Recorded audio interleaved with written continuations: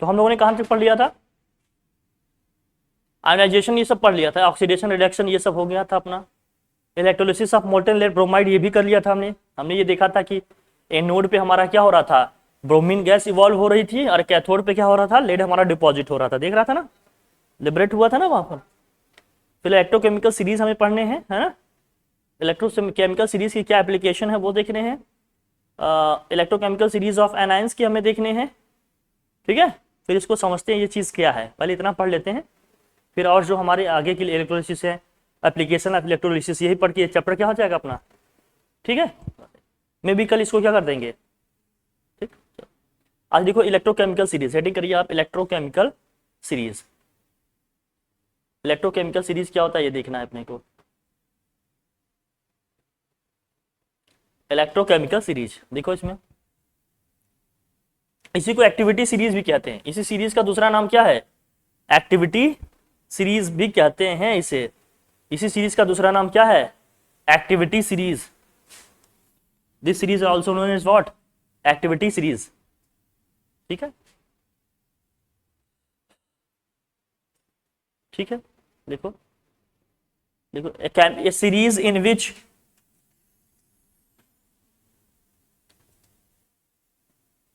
a series in which elements or atoms a series in which elements or atom are arranged in their what, in their increasing or decreasing order of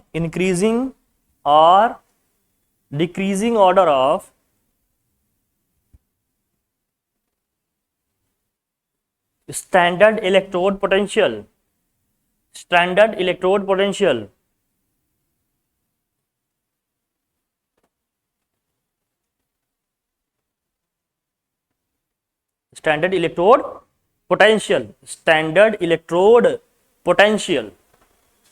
is called electrochemical series. एक ऐसा series जिसमें हम element या atom को क्या कर रहे हैं, उनके स्टैंडर्ड इलेक्ट्रोड पोटेंशियल की इंक्रीजिंग और डिक्रीजिंग ऑर्डर में अरेंज कर रहे हैं, ऐसी सीरीज को हम लोग क्या बोलेंगे, इलेक्ट्रोकेमिकल सीरीज बोलेंगे। इसी को और थोड़ा सा सिंप्लीफाई करें और सिंपल वे में लिखें तो कैसे लिख सकते हैं, लिखिए और करके सेकेंड डेफिनेशन लिखिए, लिखो देखो, an electrochemical series is a series, an electrochemical series is an arrangement, ऐसे लिखो, an electrochemical series, an electrochemical series is an arrangement in which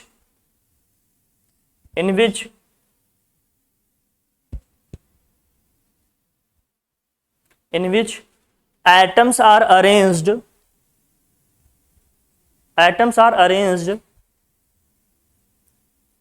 in their increasing order of, in their increasing tendency, लिखो order मत लिखो, in their increasing tendency of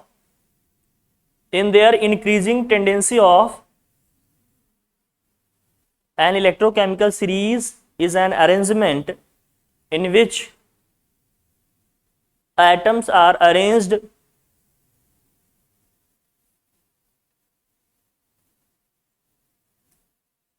in their increasing tendency of losing the electron, losing the what, electrons, losing the electrons, ठीक ठीक, clear है।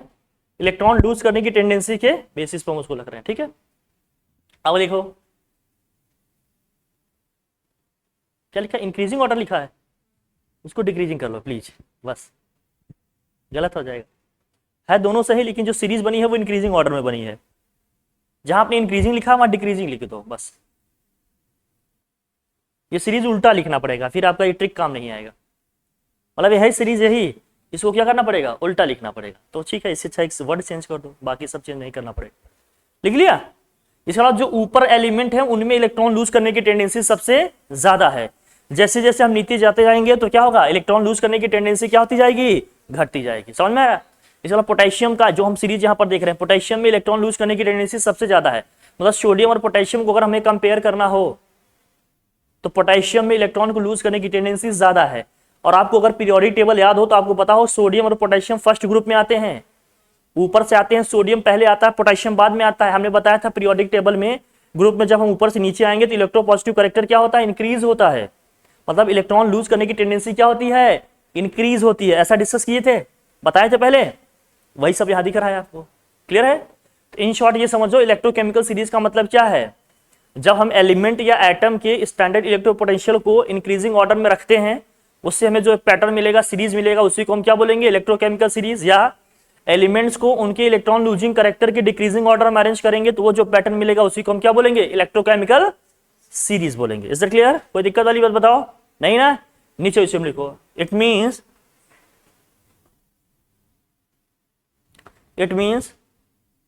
the elements at the top of series, it means the elements at the top of the series are more reactive,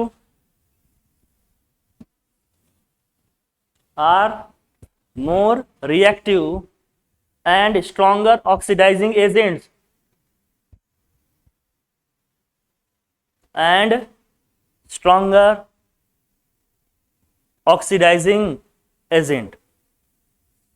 ठीक है।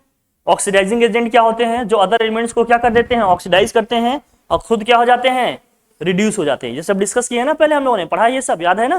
ठीक है। अब electrochemical series क्या है लिख लो, यही आपको सेम एकदम एज इट इज आपको 12th में भी पढ़ना रहेगा, लेकिन वहां पर स्टैंडर्ड इलेक्ट्रोपोटेंशियल की वैल्यू भी लिखी रहती है, वो सब याद करने की जरूरत नहीं, बस ये छोटा सा टेबल है, इसको याद रखो। इस टेबल में क्या क्या है आपके पास, पोटेशियम है, सोडियम है, लिथियम है, कैल्शियम है, मैग्नीशियम है, एल्युमिनियम है, जिंक है, आयरन है, लेड है, hydrogen, copper, silver, gold, platinum. कितने लिखने हैं, ये टेबल बना लो ऐसे, इसको लिख लो ऐसे। ये लवली, प्लीज, सेंड, ये सब लिखने की जरूरत नहीं है, तो ट्रिक था याद करने के लिए, बस ये आपको याद होना चाहिए। ये एलिमेंट है, लिख लो इसको। सबसे टॉप पे क्या लिखा है, पोटेशियम, फिर क्या है, सोडियम, पोटेशियम है, फिर क्या है, सोडियम है। दिख रहा है आप लोगों को क्लियर, मैं और लिख दूं, पहले है पोटेशियम, फिर क्या है, सोडियम, फिर है लिथियम, फिर है कैल्शियम, फिर मैग्नीशियम, फिर एल्युमिनियम, जिंक, और क्या है, iron, lead, hydrogen, copper, silver, gold, last में प्लेटिनम है, लिख दिया हमने। पोटेशियम,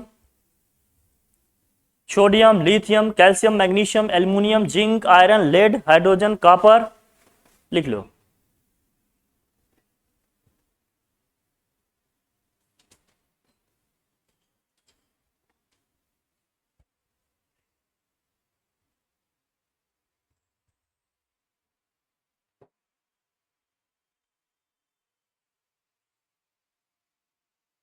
अब ऊपर से नीचे आने पे क्या क्या हो रहा है ये ध्यान में रखना अपने को, जल्दी से लिख लो। जब हम टॉप टू बॉटम मूव करेंगे तो क्या क्या यहां दिखेगा, ये देखो, जो आपको याद रखने हैं वो मैं बता दे रहा हूं इसमें। पहला देख लो, लिखिए ऐसे, सीरीज ये है जिसमें आपको कौन कौन से याद रखने हैं एसेंशियली, मैं पहले बता दूं। देखो भैया, पोटेशियम का ध्यान रखना, रिलेटिव पोजीशनिंग का देखना है, कौन ऊपर है कौन, जब दो एटम एलिमेंट को कंपेयर करेंगे तो ये देखना होगा कौन टॉप पे है कौन इसके नीचे है, ठीक है भाई, ये देखना होता है बस।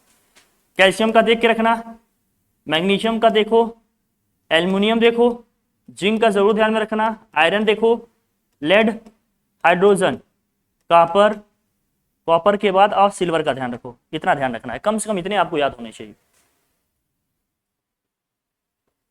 प्लेटिनम का ध्यान रखना है, सबसे लास्ट में है, याद नहीं रखना है, बस लास्ट में सबसे क्या है, प्लेटिनम है, सबसे लास्ट में अपने क्या है, प्लेटिनम है, ठीक। मतलब कुल मिलाकर एक दो तो ही छोड़े मैंने, बाकी तो सारे ही आ गए, क्या ही छोड़े फिर इसमें, है ना, यही नहीं माधुरी? हाँ ठीक, कम से कम कुछ तो छूटा। कुल मिलाकर जितने याद करने हैं वही लिखा गया है।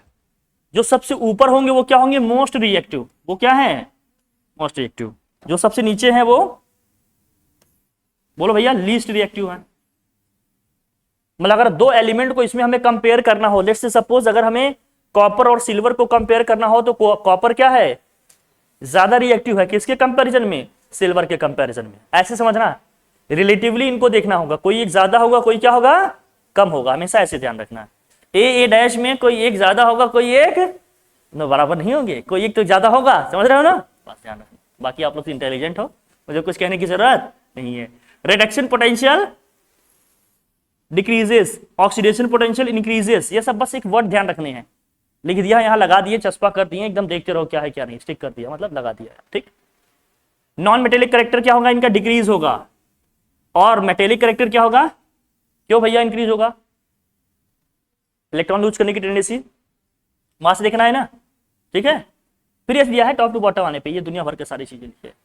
Strength of oxygen decreases, reactivity of non metal decreases, दुनिया भर का ये सब लिखा है, बस ये सब दिखा दिया, देख लेना। हमें बस ये देखना है कि कौन ज्यादा रिएक्टिव है, कौन लेस रिएक्टिव है। इस सीरीज से हमें बस इतना मैसेज निकालना है, क्या? इनमें कौन ज्यादा रिएक्टिव है, कौन कम है रिएक्टिव। जब इन दो या दो से ज्यादा एलिमेंट एक साथ दिखेंगे तो हमें ये देखना होगा कि कौन ज्यादा रिएक्टिव है, कौन लेस रिएक्टिव है, इतना देखना है अपने को। डन? क्लियर है? डन।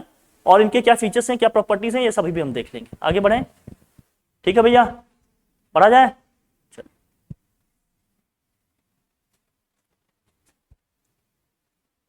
लिखो फीचर्स या कैरेक्टरिस्टिक्स ऑफ इलेक्ट्रोकेमिकल सीरीज।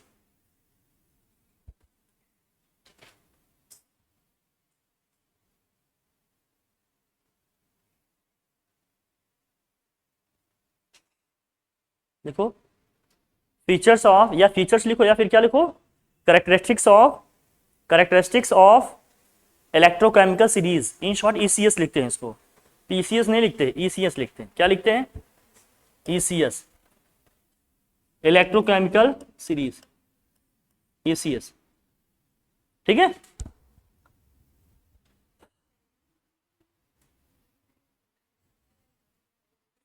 जो हमें याद रखना है इसमें ध्यान रखो भैया, देखो ये तो पहले समझ में आ गया, जो टॉप पे है वो ज्यादा ऑक्सीडाइजिंग है दूसरे के कंपेरिजन में, है ना। लिख लो, देखो ऑक्सीडाइजिंग करेक्टर ऑफ, पहला लिखो oxidising character of cations increases down the group. Oxidising character of cations increases down the group, increases down the group,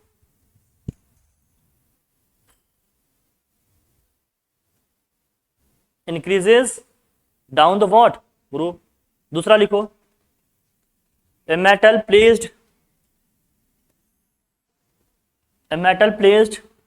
above will displace another metal placed below it from its salt solution. ये important है हमारे लिए, ये सबसे important है हमारे लिए।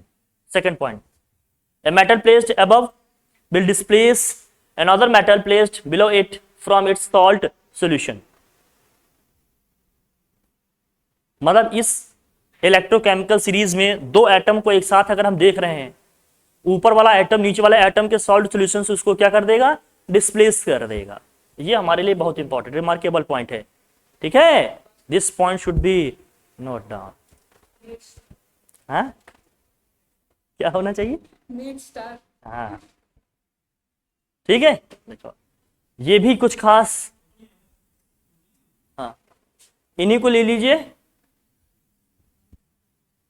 विनोद क्या देख रहा है ये? देख लो बेटा, तुम पढ़ लो अपना, जाओ, ठीक है। सेकंड देखो, metals above hydrogen will displace hydrogen ion या hydrogen gas from dilute acid. इसको लिखो, metals above hydrogen will displace hydrogen gas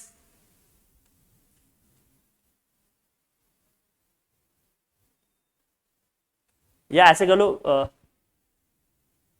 displace नहीं लिखना है यहाँ, ये वर्ड ठीक नहीं है, ठीक है। जहाँ आप डिस्प्लेस लिख रहे हो यहाँ प्रोड्यूस लिखो, ये वर्ड यहाँ सुटेबल नहीं है, हम शॉर्ट कर रहे हैं इसलिए को। क्या लिखा? A metal above the hydrogen will produce hydrogen gas from dilute acid, from dilute acid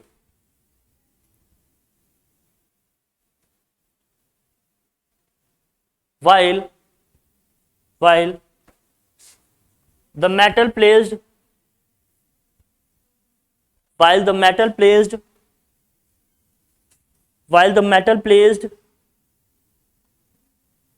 metal placed below the hydrogen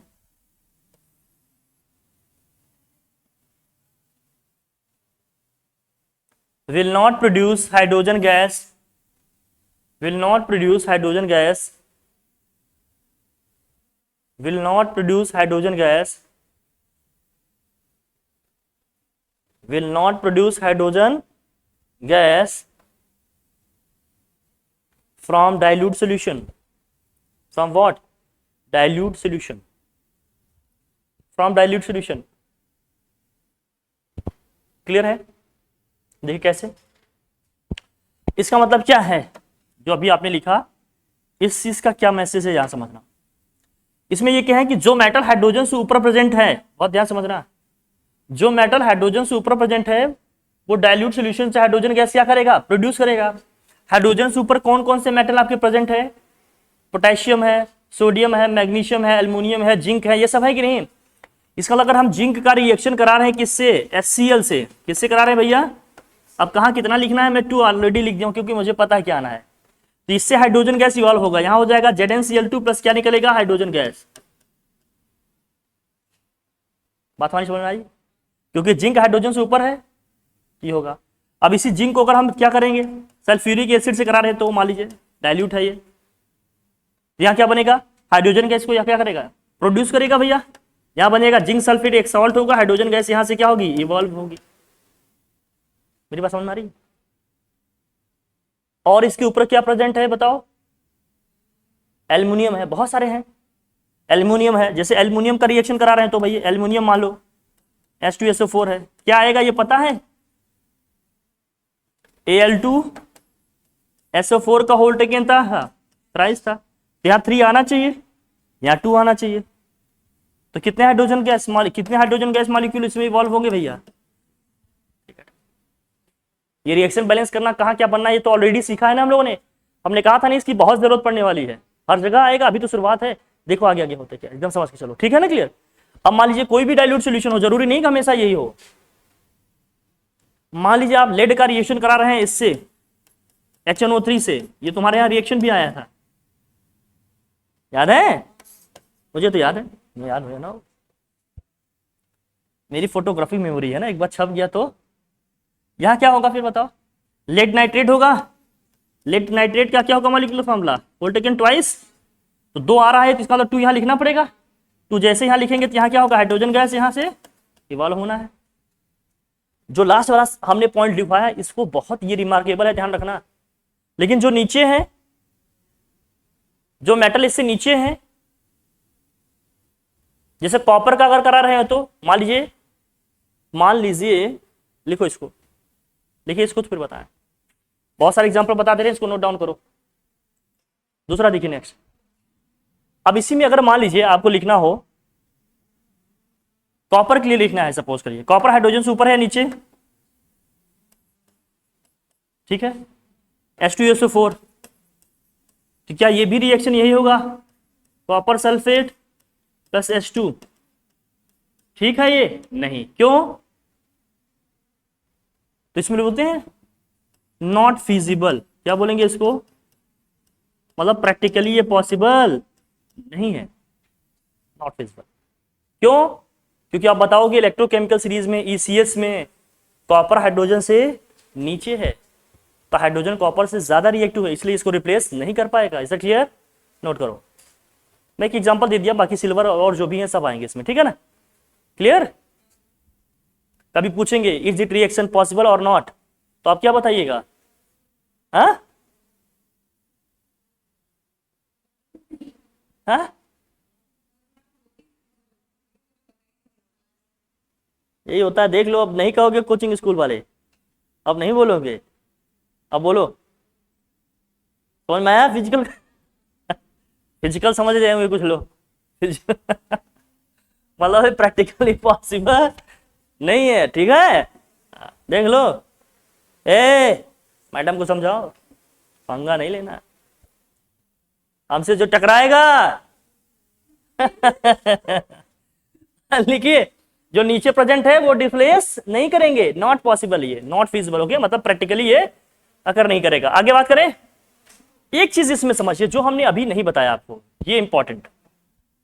ये देख गुड़िया, a metal placed above will displace the another metal placed below from its solid solution।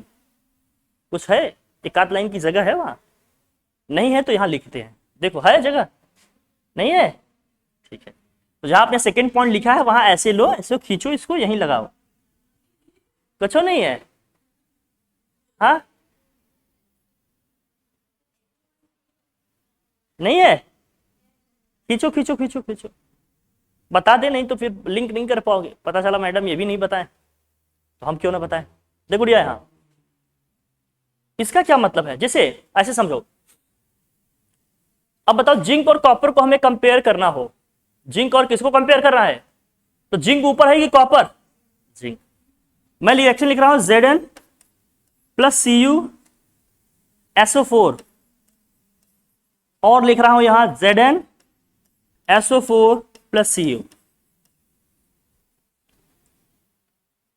अगर इसी का हम normal equation लिखें तो ये होगा Zn प्लस Cu2 प्लस, और यहां क्या हो जाएगा Zn2 प्लस, ऐसा मैंने कहीं लिखकर बताया होगा आपको रेडॉक्स रिएक्शन में, याद आया ना? आवा आवा, नहीं याद आया? भूल जाते हो बड़ी जल्दी तुम। दूसरा रिएक्शन लिख रहा हूं Cu प्लस, दिखाई दे रहा है ये? आई टेस्ट कर रहे हैं सर मेरी, नहीं, अब दिख रहा है? दिख रहा है? अरे नीले पीले हले दिख रहा है, दिख रहा है? प्लस जिंक सल्फेट, और मैं यहां लिख रहा हूं कॉपर सल्फेट प्लस Zn लिख दिया। तो मैं कह रहा हूं ये प्रैक्टिकली पॉसिबल नहीं है, नॉट फिजिबल है, लेकिन ये होगा, क्यों? इसमें ये बताया जा रहा है कि जो मेटल इलेक्ट्रोकेमिकल सीरीज में दूसरे के रिस्पेक्ट में ऊपर होगा वो उसके सॉल्ट सॉल्यूशंस उसको डिस्प्लेस करेगा, जो नीचे प्रेजेंट होगा वो ऊपर वाले को डिस्प्लेस। तो कॉपर जिंक से नीचे है, इसलिए जिंक सल्फेट के सॉल्यूशन से कॉपर जिंक को डिस्प्लेस नहीं करेगा, लेकिन चूंकि जिंक कॉपर से ऊपर है इसलिए कॉपर सल्फेट सॉल्यूशन से जिंक कॉपर को क्या कर देगा, डिस्प्लेस कर देगा। तो पहला वाला फिजिबल है, सेकेंड वाला not feasible. Okay, is that clear? Note करो, पाओगे क्या सही है ना है क्या गलत? कोई दूसरा रिएक्शन लिखूं तो आप लोग बता पाओगे क्या प्रैक्टिकली फिजिबल है या नहीं? देखा जाए, चलिए मैं लिखता हूं, जरा देखिएगा, बताना गुड़िया। Zn AgCl, मैं लिख रहा हूं यार ZnCl2 प्लस 2Ag। AgOg सुनो जी वाला नहीं है, Ag का मतलब है क्या, अर्जेंटम, ये सिल्वर के लिए, ठीक है। एक दूसरा लिख रहा हूं Ag प्लस ZnCl2, यहां बन जाएगा 2AgCl प्लस क्या होगा Zn। कौन सा पॉसिबल है, कौन सा नहीं है बताओ? कौन सा? ऊपर वाला पॉसिबल है, क्यों? क्योंकि जिंक सिल्वर से ऊपर आ रहा है, तो जिंक सिल्वर को, सिल्वर का जो सॉल्ट होगा उससे डिस्प्लेस करेगा, लेकिन सिल्वर जिंक को नहीं कर पाएगा जिंक के सॉल्ट से, क्यों? क्योंकि सिल्वर जिंक से क्या है, तो ये प्रैक्टिकली क्या है आपका, पॉसिबल है, ये पॉसिबल मतलब ये फिजिबल है, ये क्या है, नॉट फिजिबल। क्योंकि बुक में हमेशा फिजिबल ही लिखा रहता है, इसलिए मैडम को पता हुआ फिजिबल, इसके अलावा कुछ लिखा, इसलिए जानना जरूरी है, ठीक है, क्लियर? ऐसे कभी कभी ये कहते हैं कि which reaction will not take place in forward direction, मतलब कौन सा रिएक्शन फॉरवर्ड डायरेक्शन में नहीं होगा, तब भी मतलब एक सही है, मतलब ये फॉरवर्ड डायरेक्शन में नहीं होने का मतलब ये रिएक्शन अकर नहीं करेगा, this particular reaction will not take place, ऐसे बोलेंगे, इसको लिख लेंगे, बाकी ऐसे से बता रहा हूं, ठीक है, इज इट क्लियर, नोट कर लो इसको, एक दो एग्जांपल जहन में रखो कि क्या होना है क्या नहीं होना है, इज इट क्लियर। तो ईसीएस का मेन एप्लीकेशन हमारा ये है, इससे हमें ये पता चलेगा रिलेटिवली कि कौन सा एटम या एलिमेंट ज्यादा रिएक्टिव है, कौन सा क्या है कम, या क्या है रिएक्टिव या एक्टिव है, क्लियर, क्या समझ में आया। ईसीएस से हमें दो चीजें पता चली कि ऊपर वाला एटम क्या है, ज्यादा ऑक्सीडाइजिंग नेचर का है, नीचे वाला कम, ऊपर वाले ज्यादा रिएक्टिव है, नीचे वाले लेस रिएक्टिव है, क्लियर। और क्या पता चला, क्या हाइड्रोजन से ऊपर वाले मेटल डाइल्यूट सॉल्यूशन से क्या करेंगे, डाइल्यूट एसिड से क्या करेंगे, हाइड्रोजन गैस प्रोड्यूस करेंगे, नीचे वाले नहीं करेंगे। दूसरा क्या, ऊपर वाले मेटल नीचे वाले मेटल के सॉल्ट सॉल्यूशन से मेटल को क्या कर देंगे, डिस्प्लेस कर देंगे। 3 पॉइंट हमने बताया, याद रहेंगे।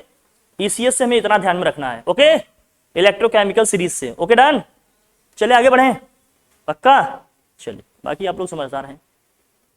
अब लिखो electrochemical series of anions, heading करिए electrochemical series of anions, electrochemical series of what, anions, heading करिए electrochemical series of what, anions, लिखो Vinod, electrochemical series of anions, पड़ोसन से काम चल रहा है,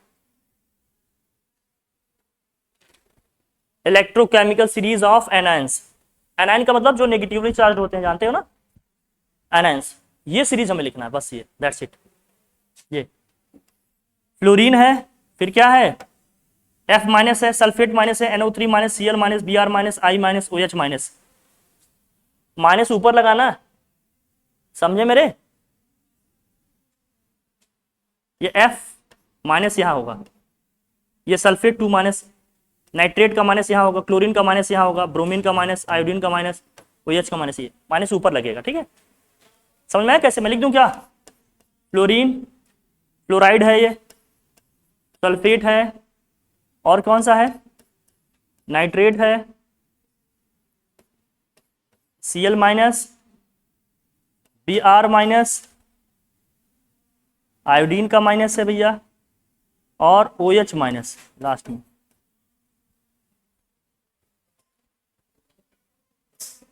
OH माइनस, ये बस 3 4 5 6 जो है, 6 हैं 7 हैं टोटल, यही ध्यान रखने हैं, बस यही 7 ध्यान में रखने, इसी से हमारा सारा काम हो जाएगा एनायंस की, ठीक है।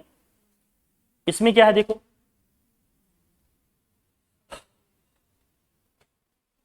जब हम ऊपर से नीचे आएंगे तो कह रहा है lower the position of anions in the series more readily it loses electron to anode and get what, oxidise. इसका मतलब जो नीचे हैं, जो नीचे हैं किसमें, इस इलेक्ट्रोकेमिकल सीरीज में एनायंस, उनमें टेंडेंसी ज्यादा है क्या होने की, ऑक्सीडाइज होने की और इलेक्ट्रॉन लूज करने की, समझ आई हमारी बात। तो यहां जो आप लिखो लिखो देखिए, ये लिख लो, the tendency of anions, the tendency of what, anions to discharge, the tendency of anion to discharge on a node, on what, a node increases,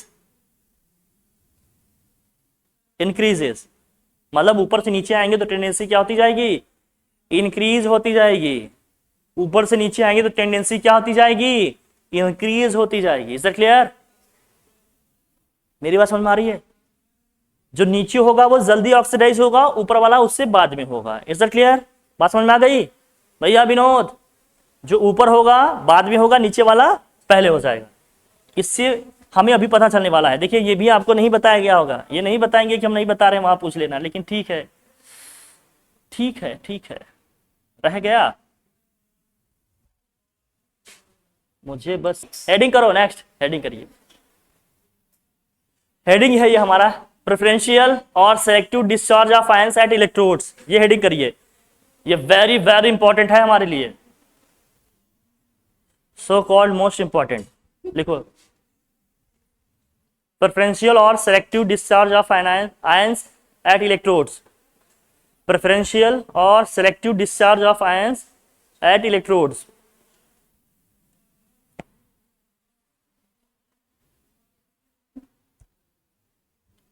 इसका मतलब क्या है, समझ रहे हो? अगर मान लीजिए दो या दो से ज्यादा आयन्स हैं इलेक्ट्रोलाइट में, समझ रहे हैं हमारी बात? जैसे मान लो दो कैटायन है या दो एनायन है, तो दोनों में पहले कौन डिस्चार्ज होगा? भाई दो है तो दोनों साथ साथ नहीं हो सकते, कोई पहले होगा कोई बाद में होगा, कोई एक होगा या कोई नहीं होगा। तो ये बता रहे हैं कि अगर दो कैटायन्स होंगे या दो एनायन्स होंगे तो पहले कौन डिस्चार्ज होगा इलेक्ट्रोड पे, ये बताना चाह रहे हैं इसमें बेसिकली। ठीक है, अब इसमें क्या दिया देखो, हाँ डिस्चार्ज होने का मतलब जैसे एनोड पे मान लो कोई गैस इवॉल्व हो रही है, कैथोड पे मान लो कुछ डिपॉजिट हो रहा है। जैसे हम लोग मोल्टेन लेड ब्रोमाइड पढ़े थे, तो एनोड पे क्या हो रहा था, ब्रोमीन गैस क्या हो रही थी हमारी, इवॉल्व हो रही थी। कैथोड पे क्या हो रहा था, लेड हमारा डिपॉजिट हो रहा था, लिबरेट हो रहा था, याद है आप लोगों को? तो अब जैसे मान लो ब्रोमाइड आयन भी है और इसी तरह से हमारा दूसरा आयन भी है, सपोज करो कि OH माइनस भी है, OH माइनस भी है और क्या है, ब्रोमाइड आयन भी है। तो जो हमने अभी बताया ना तुम्हारा एनाइन की सीरीज, तो OH माइनस Br माइनस से नीचे है ना, तो OH माइनस क्या होगा, पहले ऑक्सीडाइज हो जाएगा, Br माइनस बाद में होगा, या होगा ही नहीं। मेरी बात समझ में आई? जैसे जिंक भी है और कॉपर भी है, Zn2+ भी है, Cu2+ भी है, तो Cu2+ पहले ऑक्सीडाइज हो जाएगा, जिंक नहीं होगा। मतलब उस केमिकल सीरीज में जो नीचे होगा वो पहले ऑक्सीडाइज होगा, जो ऊपर है वो बाद में होगा, ऐसा बता रहे हैं। इसमें क्या आ रहा है, लिखो लिखो, it occurs when more than one type of ion is, it occurs when more than one type of ion is attracted, it occurs when more than one type of ion is attracted। वो जानती है, उसके chemistry से MSc है, master है, और chemistry lecture देखता है मेरे, पढ़ाता है, तब समझे ये सब होता है। मेरे केमिस्ट्री में सिर्फ ग्रेजुएशन है, मास्टर्स मेरे फिजिक्स और मैथ्स में, उसका केमिस्ट्री में मास्टर है। नहीं समझ पाओगे, बहुत देर लगेगा, चलो यहाँ ले। It occurs when more than one type of ion is attracted to an electrode, is attracted to an what, electrode, and one ion is discharged, and what, one ion is discharged in preference to the others. मतलब दो हैं, दो के दोनों तो नहीं हो सकते, दोनों में से किसी एक को होना है, जो पहले होगा वही होगा, दूसरा नहीं हो पाएगा। Is that clear? अभी इसका क्या इंपॉर्टेंस है बता देंगे। अभी मैडम आपकी पढ़ाई होंगी एसिडुलेटेड वाटर का आयोनाइजेशन, पढ़ाई है कि नहीं? नहीं पढ़ाए? नहीं पढ़ाए, कोई बात नहीं, मैं बताऊंगा। पढ़ाए हैं, अभी बताते हैं, हेडिंग देखोगे तब। लिख लिए? मतलब दो आयन है, या एनायन है या है कैटायन, इलेक्ट्रोड पे क्या हो रहे हैं, डिस्चार्ज हो रहे हैं, तो दोनों में कौन पहले होगा ये अपने को देखना है, या कोई एक होगा दूसरा नहीं होगा। प्रेफरेंशियल डिस्चार्ज थ्योरी का क्या मतलब है, देखो प्रेफरेंशियल डिस्चार्ज जो वर्ड में यूज कर रहा हूं इसका क्या मतलब है, एक एक वर्ड को एकदम क्या कर देंगे, पोस्टमार्टम PM, नहीं तब तो समझ में आएगा ना हर सब्जेक्ट। जब हर वर्ड पे हमारा कमांड होगा तो सब्जेक्ट तो समझ में आ ही जाएगा। बोलो मैं सही कह रहा हूं? इसमें दिया है प्रेफरेंशियल डिस्चार्ज का मतलब क्या है, the ion that requires to least energy is discharge first, जिसको डिस्चार्ज होने में कम से कम एनर्जी की रिक्वायरमेंट होगी सबसे पहले हो जाएगा। क्लियर है हमारी बात? दूसरा क्या है, सिलेक्टिव डिस्चार्ज का मतलब क्या है, बोल रहे हैं ना प्रेफरेंशियल या सिलेक्टिव डिस्चार्ज। प्रेफरेंशियल का मतलब ये है, सिलेक्टिव का मतलब क्या है, when two or more ions of the same charge compete for discharge, मतलब उनके बीच में कंपटीशन है कि कौन पहले क्या हो जाए, डिस्चार्ज हो जाए। At the same electrode one ion is preferentially discharge, उनमें से एक पहले क्या हो जाएगा, इसलिए कह रहे हैं selective. Selective in the sense का मतलब दो या दो से ज्यादा है, किसी एक को ही होना है। जैसे इसको और आगे हमने बहुत क्लैरिफाई किया, मतलब ये समझाया इसका मतलब क्या है। प्रेफरेंशियल डिस्चार्ज का मतलब समझ में आया, वो सबसे पहले होगा जिसके डिस्चार्ज होने में मिनिमम एनर्जी की क्या होगी, रिक्वायरमेंट होगी। सेलेक्टिव डिस्चार्ज का मतलब दो या दो से ज्यादा है, लेकिन प्रेफरेंशियली कोई एक ही होगा, कोई दूसरा नहीं होगा। अब इसमें क्या है कैसे समझते हैं, देखो जैसे ये दिया हमने, हेडिंग करो फैक्टर्स दैट अफेक्ट, हेडिंग करिए फैक्टर्स दैट अफेक्ट प्रेफरेंशियल और सेलेक्टिव डिस्चार्ज इंक्लूड, ऐसे लिखो फैक्टर्स दैट अफेक्ट प्रेफरेंशियल और सेलेक्टिव डिस्चार्ज, ऐसे लिखो factors that affect, factors that affect preferential और सेलेक्टिव डिस्चार्ज, प्रेफरेंशियल और व्हाट, सेलेक्टिव डिस्चार्ज। लिख लिया?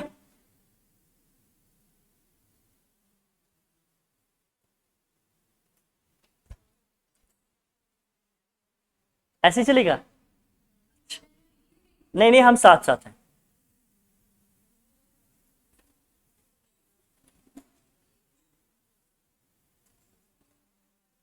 देखा?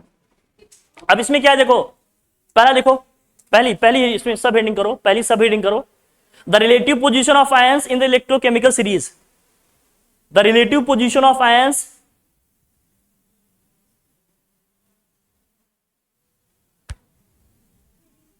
हाँ, the relative position of ions in the electrochemical series. पहला फैक्टर ये है जो प्रेफरेंशियल या सिलेक्टिव डिस्चार्ज को क्या करेगा, अफेक्ट करेगा। ये फैक्टर्स हमें कंसीडर करने पड़ेंगे। क्या है?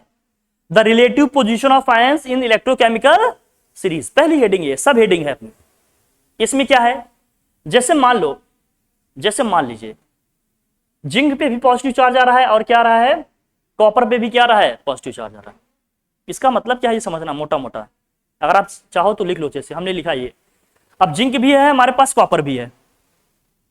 जिंक पे कैसा चार्ज बताओ भैया, बढ़िया पॉजिटिव चार्ज।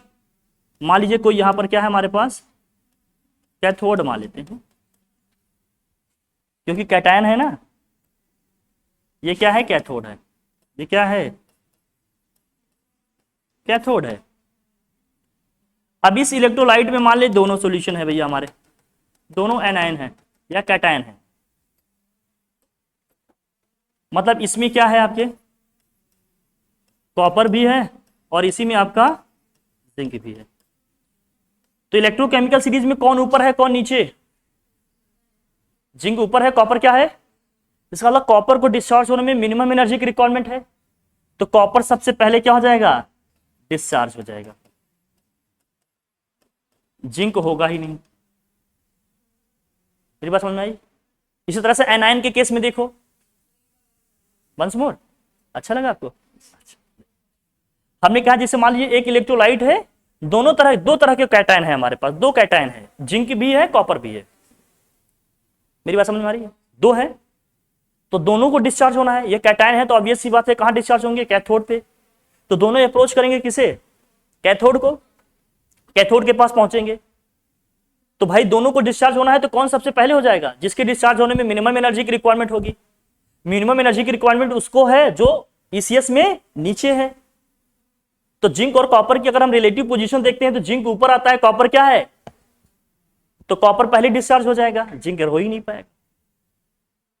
इसलिए कॉपर यहां पर क्या होगा, इस कैथोड पे डिपॉजिट हो जाए, लेकिन जिंक नहीं हो पाएगा। इसलिए हमने कहा कॉपर पहले क्या होगा। अब इन दोनों में किसी एक को तो होना था, या तो दोनों होते, एक हो गया बस, दूसरा नहीं हो पाएगा, ठीक है ना।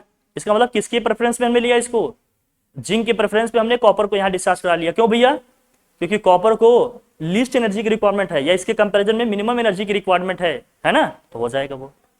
इसी तरह से अगर एनायन का समझे तो यहां दूसरा समझो, गुड़िया गुड्डी गुड्डी गुड्डी, यहां देखो। अब मान लीजिए दूसरा है, एनायन होंगे तो कहां जाएगा, एनोड पे जाएगा। विनोद कहां जाएगा, एनोड पे जाना है। अब मान लीजिए इस सॉल्यूशन में हमारे पास सल्फेट आयन भी है और OH माइनस आयन भी है, दोनों आयन है सपोज करो। इस सॉल्यूशन में हमारे पास सल्फेट आयन भी है और OH माइनस आयन भी है, दोनों है आयन, दोनों एनोड के अप्रोच कर रहे हैं। तो इलेक्ट्रोकेमिकल सीरीज जब एनायंस की हमने देखा था तो OH सबसे नीचे आया था, इसका OH को डिस्चार्ज होने में मिनिमम एनर्जी की रिक्वायरमेंट होगी। मिनिमम एनर्जी की क्या होगी, रिक्वायरमेंट होगी। OH पहले डिस्चार्ज हो जाएगा और ये सब चीजें क्या होंगी, बाद में होंगी। तो क्या होगा इस केस में, देखो भैया ध्यान समझ लेना, ये बहुत जरूरी है, लेकर आओ। तो 4OH माइनस ये बना दे, नहीं दिख रहा है, 4OH माइनस ये बना देगा भैया 2H2O plus oxygen gas evolve होगी और यहाँ क्या करेगा, ये कितने इलेक्ट्रॉन लूज करेगा, 4 इलेक्ट्रॉन। तब यहाँ एनोड पे ऑक्सीजन गैस क्या हो जाएगी, इवॉल्व हो जाएगी। OH माइनस क्यों हो गया, क्योंकि इलेक्ट्रोकेमिकल सीरीज में OH माइनस सल्फेट आयन से नीचे है, इसलिए OH माइनस पहले डिस्चार्ज हो जाएगा, सल्फेट आयन नहीं हो पाएगा। Is that clear? प्रेफरेंशियल का मतलब ये है, सेलेक्टिव का मतलब ये है। Is that clear? बनाकर ये दोनों कोड कर लो, बाकी ये लिख लेना। समझ में आई बात हमारी? क्लियर? नहीं है? मैडम नहीं बताएंगी? ये सब काम वही वाला करेगा जो बाहर कर रहा है, स्कूल वाला थोड़ी करेगा। रिसर्च करेंगे इतना। अब देखिए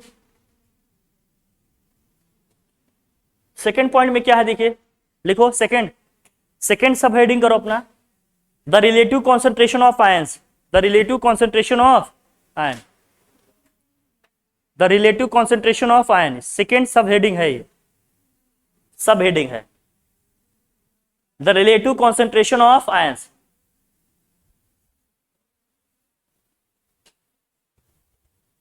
ठीक है, द रिलेटिव कॉन्सेंट्रेशन ऑफ। अब इसमें क्या है, जिसका कॉन्सेंट्रेशन ज्यादा होगा, मान लीजिए 2 या 2 से ज्यादा होगा इलेक्ट्रोलाइट हमारा, तो जिसका कॉन्सेंट्रेशन ज्यादा होगा उसकी डिस्चार्ज होने की टेंडेंसी क्या होगी, ज्यादा। देखो इसमें लिखा है ना, डैश करके लिखो, इसमें डैश करके लिखो, ये डैश वाले लिखो, हायर द हाँ लिखो लिखो higher the concentration of particular ion, greater is the probability of being discharged at respective electrodes। मतलब जिसका कॉन्सेंट्रेशन ज्यादा होगा उसके डिस्चार्ज होने की टेंडेंसी भी क्या होगी, ज्यादा होगी। Is that clear? आ रहा है टू द पॉइंट, समझ में आ रहा है? ठीक है, मेरे लाल, मेरे नीले, मेरे पीले, जल्दी लिखो।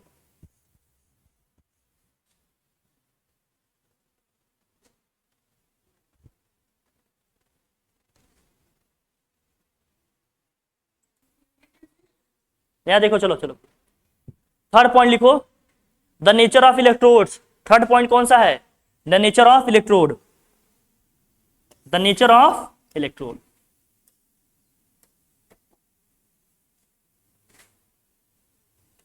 कुछ क्या होते हैं, इनएक्टिव इलेक्ट्रोड होते हैं, जैसे कौन कौन से है भैया, ग्राफाइट है और क्या है, platinum. Do not take part in what, electrolysis. Do not take part in what, electrolysis. Electrolysis में पार्टिसिपेट नहीं करते हैं, लेकिन कुछ इलेक्ट्रोड ऐसे हैं जो पार्टिसिपेट करते हैं। जैसे कौन कौन से इलेक्ट्रोड है भैया, एक्टिव इलेक्ट्रोड कौन कौन से, जैसे कॉपर है, निकल है, सिल्वर है। हाँ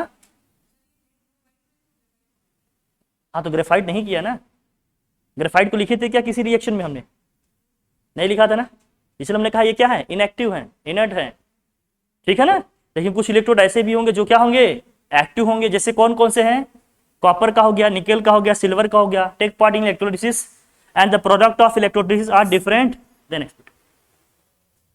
जब इलेक्ट्रोड हमारा क्या होगा, ऑक्सीडेशन रिडक्शन में पार्टिसिपेट करेगा, तो जो प्रोडक्ट हम एक्सपेक्ट करेंगे उससे डिफरेंट आएगा। जब पार्टिसिपेट नहीं करेगा तो जो हम एक्सपेक्ट करेंगे हमेशा वही मिलेगा, पार्टिसिपेट करेगा तो जो आप एक्सपेक्ट कर रहे हैं उससे डिफरेंट आएगा। Is that clear? इनसे भी चीजें अफेक्ट होती हैं। ठीक है भैया, अफेक्टेड है तभी तो लिखा जा रहा है, लिख लो जल्दी से। कुछ इंफॉर्मेशन ध्यान में रखना एमसीक्यू क्वेश्चन के लिए। क्या है, फॉर कैटायंस, कैटायंस के लिए क्या होगा, with high reduction potential get discharge first. Anions के लिए क्या, with low reduction potential get discharge. बस एमसीक्यू के लिए इसको ध्यान में रखना थोड़ा सा, 1 लाइनर क्वेश्चन आते हैं तो ये सब लिखने में काम आएंगे। ठीक है, वहां तो बस यस और नो में आंसर करना होता है, या तो आपको करेक्ट करना है या तो इनकरेक्ट होगा। तो ऐसी चीजों के लिए कुछ इन्फॉर्मेशन, कुछ फैक्ट भी माइंड में होने चाहिए। For cation species with the high reduction potential get discharged first. For anion species with low reduction potential get discharged first. Is that clear? Potential नहीं ना, चले आगे बढ़े।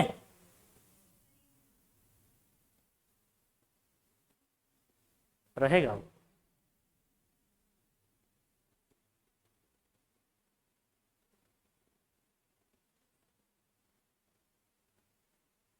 लिख लिया? चलिए,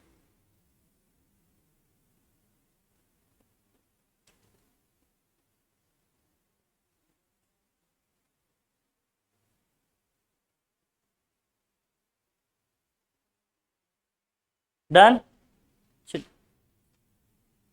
अब ये आपको पढ़ाएंगे, देखो ये चीज, electrolysis of acidulated water using platinum electrode. अब बताओ प्लेटिनम इलेक्ट्रोड आपका इनएक्टिव वाला है कि एक्टिव इलेक्ट्रोड है? तो इलेक्ट्रोलिसिस में पार्टिसिपेट करेगा, क्लियर है ना? अब आपको ये क्लियर है ना कि कौन पार्टिसिपेट करेगा कौन नहीं? क्लियर रहेगा तो लिखने में और करने में थोड़ी सी कन्वीनियंट रहेंगी नहीं चीजें आपके लिए, है ना? क्लियर? इसको आपको नेक्स्ट क्लास में पढ़ाते हैं, इसको डिटेल में थोड़ा पढ़ाएंगे, तब इसके सारे कॉन्सेप्ट आपको डिटेल में डिस्कस करेंगे। Is that clear?